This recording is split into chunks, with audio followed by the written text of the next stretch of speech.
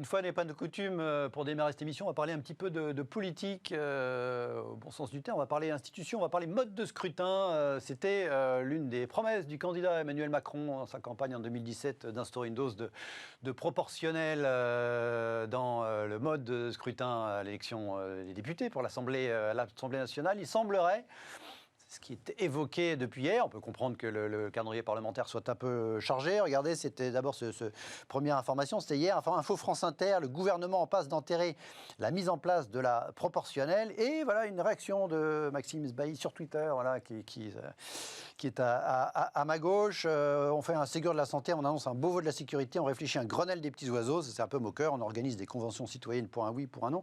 Mais c'est un regret, une plainte. Oui. On décide de revenir sur la promesse électorale d'une innovation démocratique majeure. On va y revenir tout de suite. Et voilà, pour dire que c'était un sujet, voilà, un grand entretien de Jean-Luc Bourlange, connaisseur de la vie politique, ancien eurodéputé pendant 20 ans, actuel député MoDem. Regardez le titre de son interview. Rendons sa légitimité à ce bien inestimable, la démocratie représentative. Il estime que il faut changer le mode de scrutin pour donner un coup de booster à la démocratie dans le pays, notamment pour de quoi initier des réformes et sortir d'un monde politique un petit peu sclérosé. C'est ça ce que le libéral que vous êtes, Maxime, souhaiterait avec une réforme du mode de scrutin avec de la proportionnelle ? Oui, enfin quelque part un peu de changement et surtout quelque chose qui redonne un peu de vigueur au Parlement. Parce que moi, ce qui m'inquiète beaucoup dans ce qu'on voit, en tout cas, c'est une dérive un peu du pouvoir qu'on voit actuellement, qui est là depuis le coup d'État permanent de François Mitterrand, qui avait lui-même d'ailleurs mis la proportionnelle pour 2 ans, je crois, en 86. Pour 2 ans, lui, il l'a mis, puis elle a été enlevée 2 ans après, c'était pas lui. Parce que c'était lui. Parce que ce n'est pas politiquement, en tout cas, c'était pas ce qu'il attendait. Et je pense qu'aujourd'hui, dans une situation de crise, on voit que l'exécutif est tout puissant. On est en état d'urgence. Les débats au Parlement se font un peu rares. Je trouve que le Parlement est beaucoup mis de côté. Notamment, dit-on, depuis la coïncidence avec le quinquennat. Oui, effectivement, l'inversement du calendrier qui a déjà joué en cette faveur-là, mais aussi vraiment une tendance très française. L'exécutif français est un des exécutifs les plus puissants au monde parmi toutes les démocraties occidentales, et je pense qu'il faut rebalancer ça très rapidement avec le Parlement.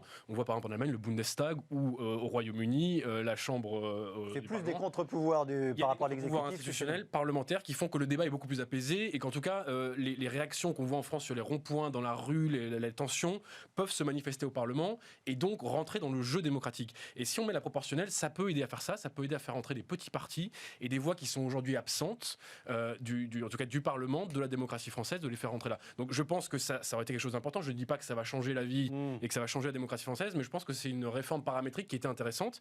Et oui, je suis c'est pas officiel le fait qu'elle soit enterrée. Pour l'instant, c'est évoqué à droite, à gauche. Fake news peut-être, je sais pas, mais je pense que ce serait vraiment très dommageable pour la France de revenir là-dessus. C'est une promesse électorale, donc les promesses, il faut qu'elles soient tenues. Et puis deuxièmement, oui, je trouve qu'on fait beaucoup de bidules, beaucoup de conventions citoyennes, beaucoup de machins à droite à gauche. Et bon, c'est des choses qui font beaucoup de com, qui ne sont pas forcément suivies de beaucoup d'effets. Là, on a quelque chose de concret. Je ne comprends pas pourquoi on ne le fait pas. Alors paradoxalement, c'est assez simple parce que ça relève de la loi ordinaire. C'est pas dans le mode de scrutin, il n'est pas dans la Constitution, donc c'est pas si compliqué que ça. Oui. En même temps, Stéphanie, est-ce que c'est audible, en pleine crise économique historique, sanitaire et historique, de s'intéresser à est-ce qu'on peut comprendre, est-ce que l'opinion pourrait comprendre le cas échéant, qu'on fasse une réforme institutionnelle à la marge sur le mode de scrutin? Justement, c'est que le moment actuel, c'est qu'on a tous envie d'avoir des réformes, et en même temps, aujourd'hui, on a 2 urgences, l'urgence sanitaire, l'urgence économique, la relance, et je ne sais pas si faire cette réforme en ce moment serait audible, en tout cas si c'est un risque que le gouvernement peut prendre dans la situation dans laquelle on est. Et puis, a fortiori, si on se dit dans 18 mois, on a des élections et à ce moment-là, la majorité s'inverse et on a un putsch des partis extrémistes, est-ce qu'on sera ravis d'avoir instauré encore plus de proportionnel qui, du coup, va favoriser un morcellement du Parlement et des députés. Donc, personnellement, j'aurais tendance à dire qu'il y a peut-être d'autres sujets à traiter. Et moi, je serais plutôt pour dire que c'est le moment de traiter dans le dur ce dont on souffre tous aujourd'hui et que la crise sanitaire nous renvoie, c'est la multiplication des administrations et l'effet annihilisation de toutes les administrations qui aujourd'hui, dès qu'il y a quelque chose, notamment dans le domaine de la santé, on n'a absolument pas simplifié. Donc moi, je préférerais que le gouvernement se concentre aussi sur la promesse électorale de simplifier les Donc administrations. la réforme de l'État, qui, La réforme de au l'État, sens un peu large. qui nous ferait à tous du bien d'un point de vue liberté, simplification de la vie quotidienne, mais aussi économie dans un contexte où on va tous avoir besoin de se serrer la ceinture dans quelques mois. Et vous pensez que la réforme de l'État, c'est plus simple, entre guillemets, c'est-à-dire que ça n'a pas des effets, alors, à la fois dans l'opinion et dans la classe politique, très compliqué à gérer? Je pense que la réforme de l'État, c'est un énorme chantier. Mais que on en parle depuis 40 ans, voilà, c'est pour ça qu'on mais qu'à un moment, quelqu'un doit l'adresser. Ouais.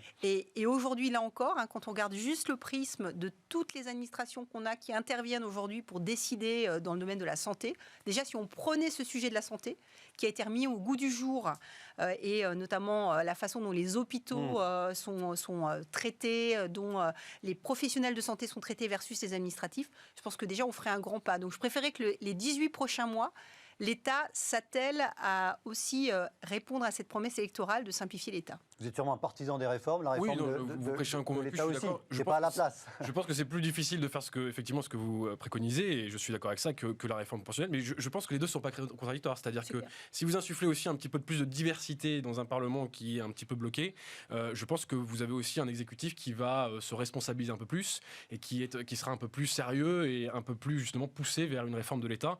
De laisser les choses telles qu'elles sont et le status quo, c'est le meilleur moyen effectivement d'éviter les réformes. À suivre, Bourlange, il dit c'est peut-être pas trop tard, il y a peut-être encore une petite fenêtre, encore 2-3 mois après, ce sera trop tard, parce qu'on considère qu'effectivement on ne réforme pas un mode de scrutin à moins d'un an du scrutin lui-même, sous-entendu, pour ne pas être accusé de tripatouillage. Il n'y a pas forcément besoin de redécouper la carte électorale pour faire cette réforme. Allez, tout de suite, notre premier débat principal de cette émission Parle des jeunes.